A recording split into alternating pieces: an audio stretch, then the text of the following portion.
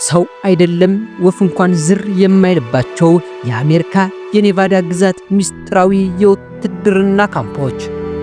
ምንም አይነት ካሜራ ማንሳት አይቻልም። በዚህ ቦታ ምንም አይነት የሰው ልጅ እንቅስቃሴ አይታሰብም። ሙሉ ራዳሩ በኒውክሌር መሳሪያ እየተጠበቀ ይኖራል። ሰላም ውድ የቻናሌ ተከታታዮች፣ በያላችሁበት ሰላም ጤና እንደሆናችሁ ተስፋ አደርጋለሁ። በዛሬው ፕሮግራማችን በአሜሪካ ኔቫዳ ግዛት ውስጥ ተደብቆ ስለሚገኘው ዩፎዎች እንኳን ይገኙበታል ስለሚባለው እጅግ ከባዱና ማንም ሊደርስበት ስላልቻለው ሚስጥራዊው የአሜሪካ የጦር ሰፈር የምንቃኝ ይሆናል። እስከ ፕሮግራሙ ፍጻሜ ድረስ አብራችሁን ቆዩ። ለቻናሉ አዲስ ከሆናችሁ ቪዲዮውን ላይክ በማድረግ ቻናሉንም ሰብስክራይብ በማድረግ እንድትቀላቀሉን እንጋብዛለን። አብራችሁን ቆዩ። እንደ አውሮፓውያን አቆጣጠር በሐምሌ ወር በ1947 ዓመተ ምህረት የዩፎዎች ወይም የባዕድ ፍጡራን ወሬ በመላ በአሜሪካ ግዛቶች ውስጥ እየተናፈሰ ነበር። ለዚህም ወሬ ዋነኛ መንስኤው ሰኔ 24 ቀን የእግር አብራሪ የሆነው ኬኔት አርኖልድ 9 የዩፎ ዝርያዎችን እያበሩ በሰዓት 2900 ኪሎ ሜትሮችን እየተምዘገዘጉ ሲሄዱ አይቻለሁ ብሎ በመናገሩ ነበር። ይህ ወሬ ቀስ በቀስ እየተስፋፋ ሄዶ በመላ የአሜሪካ ግዛቶች ውስጥ ምድሪቱን በሙሉ አጥለቀለቀው። የአሜሪካ መንግስትም እነዚህን ዩፎዎች ለመቆጣጠር የተለያዩ ስራዎችን እየሰራ እንደነበር ይነገራል። በ1970ዎቹ መጨረሻ በኒው ሜክሲኮ አካባቢ ሲበር የነበረ አንድ የዩፎዎች መንኮራኩር በመብረቅ ተመትቶ እንደወደቀ ተነገረ። ይህን የተናገሩት የአካባቢው ነዋሪዎች ነበሩ።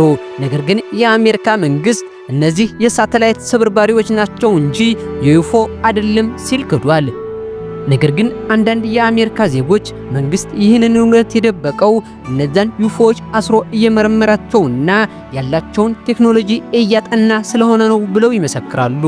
ይህ ምርመራና ጥናት የሚካሄድበት ቦታ ደግሞ በዓለማችን ላይ ከሚገኙ ከፍተኛ እና አደገኛ ተብለው ከሚጠቀስላቸው የበረሃ ክፍሎች ውስጥ በኔቫዳ ክፍለ ግዛት ውስጥ የሚገኘው ኤሪያ 51 ተብሎ የሚጠራው እጅግ አደገኛ በረሃ ነው። በዚህ በረሃማ ወታደራዊ ምሽግ ውስጥ እንኳን ሰው አይደለም የወፍ ዘርም እንኳን ዝር ብሎ አያውቅም። ይህ ቦታ አሜሪካ ላይ ከሚጠበቁ እጅግ ሚስጥራዊ ከሆኑ ቦታዎች ውስጥ አንደኛውና ግንባር ቀደሙ ነው። ይህም ቦታ ምንም አይነት ነገር እንዳይነካው ለመጠበቅ ሲባል የኒውክሌር መሳሪያ ራሱ ለመከላከያነት ጥቅም ላይ ይውላል። ወደዚህ ቦታ መግባትና መሄድ የሚፈቀድላቸው በመንግስት ባለስልጣናት ፍቃድ ያገኙ ሰዎች ብቻ ናቸው። እንደዚህም ሆኖ ወደዚህ ቦታ ፍቃዱን ያገኙ ሰዎች ምንም አይነት ካሜራም ሆነ ፎቶ የመቅረጽ መብት የላቸውም። ቅድሚያ ግን ይህ ቦታ እንዴት ተፈጠረ የሚለውን እንመርምር። ይህ ቦታ የተፈጠረው በ1940ዎቹ እንደ አውሮፓውያን አቆጣጠር በቀዝቃዛው ጦርነት ምክንያት ነው። የቀዝቃዛው ጦርነት በሩሲያና በአሜሪካ መካከል እጅግ ከባድ የተባለ ፍክክር ነበረ። ይህም ፍክክር በሚስጥር ለመስራት በሚደረጉ ሂደቶች ውስጥ እጅግ የጎለበቱ ነበሩ። ራሽያውያን በተለያየ ጊዜ አሜሪካን በኢኮኖሚያዊ፣ በመዝናኛ እና በወታደራዊ ዘርፎች እጅግ ጣልቃ የገባች ልዩ የሆነ የስለላ ስራ ትሰራባት ነበር። በዚህም ምክንያት አሜሪካ ራሷን ለመከላከል ስትል የተለያዩ ገለልተኛ በሚስጥር የሚያዙ የጦር መንደሮችን ለማቋቋም ወሰነች። እንደዚህ አይነት ለሚስጥራዊ ተልኮ የሚሆኑ ቦታዎችን ለመፈተሽ 2 የሲአይኤ ሰላዮች ለፍለጋ የወጡ ሲሆን እነዚህ ሰላዮች ይህንን የኤሪያ 51ን ቦታ አገኙት። ይህ ስፍራ አጠቃላይ ይዞታው 280 ኪሎ ሜትሮችን የሚሸፍን ሲሆን ከዚህ ቀደም ይህ ቦታ ከፍተኛ የተባለ ሐይቅ ይዞታ ነበረው። ነገር ግን በአካባቢው ያለው የመጠነ ሙቀት እየጨመረ ሲሄድ በረሃነት እየተስፋፋ ይህ ቦታ ወደ ፍጹም በረሃነት ተቀየረ። ከዛን ጊዜን ጀምሮ ይህ ስፍራ የተለያዩ የኒውክሌርና የአየር ላይ ልምምዶች ሲተገበሩበትና በሚስጥር ምርመራዎች ሲደረጉበት ነበር። እስካሁን ድረስ ግን ህዝቡን እጅግ እያነጋገረውና በሚስጥር ተይዞ የሚገኘው የነዚህ የባዕድ ፍጡራን ወይም ኤሊየን ተብለው የሚጠሩት አካላት በዚህ ውስጥ ምርመራ እየተደረገባቸው ነው የሚለው ነገር ነው። ይህን ወሬ የአሜሪካ መንግስት ፈጽሞ የማይቀበለው ሲሆን ይህ ከእውነት የራቀ ፕሮፓጋንዳ ነው ይላል። የአሜሪካ መንግስት የሚሰጠው አንደኛውና ዋነኛው ማስተባበያ እንደ አውሮፓውያን አቆጣጠር በ1953 ፕሬዝዳንት አይዘንሃወር በ$22 ሚሊዮን ልዩ የሆኑ አውሮፕላኖችን ለማምረት አቅዶ ነበር። እነዚህ የጦር አውሮፕላኖች 4800 ኪሎ ሜትሮችን ነዳጅ ሳይሞላባቸው መጓዝ የሚችሉ ነበሩ። እነዚህ አውሮፕላኖች በተጨማሪም 380 ኪሎ ግራም የሚመዝኑ ካሜራዎችን ተሸክመው በ21000 ሜትር ከፍታ ላይ መብረር የሚችሉ አቅም ያላቸው ነበሩ። እነዚህን አውሮፕላኖች ለማምረት ኤሪያ 51ን ተጠቅመዋል። እነዚህ አውሮፕላኖች ምርታቸውን ጨርሰው የሙከራ አገልግሎታቸውን የሰጡት በሜክሲኮ ሲቲ አካባቢ ነበር። በዚህም የሚገኙ ማህበረሰቦች እነዚህን አውሮፕላኖች ተመልክተው የባዕድ ፍጡራን መንኮራኩር እንደመሰላቸው የአሜሪካ መንግስት ይናገራል።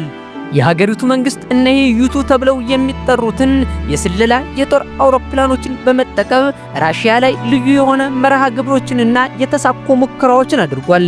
ነገር ግን ግንቦት 1 ቀን በ1960 ዓመተ ምህረት አንዱን ዩቱ አውሮፕላን ራሽያዎች በሚሳኤል መጥተው ጥለውታል።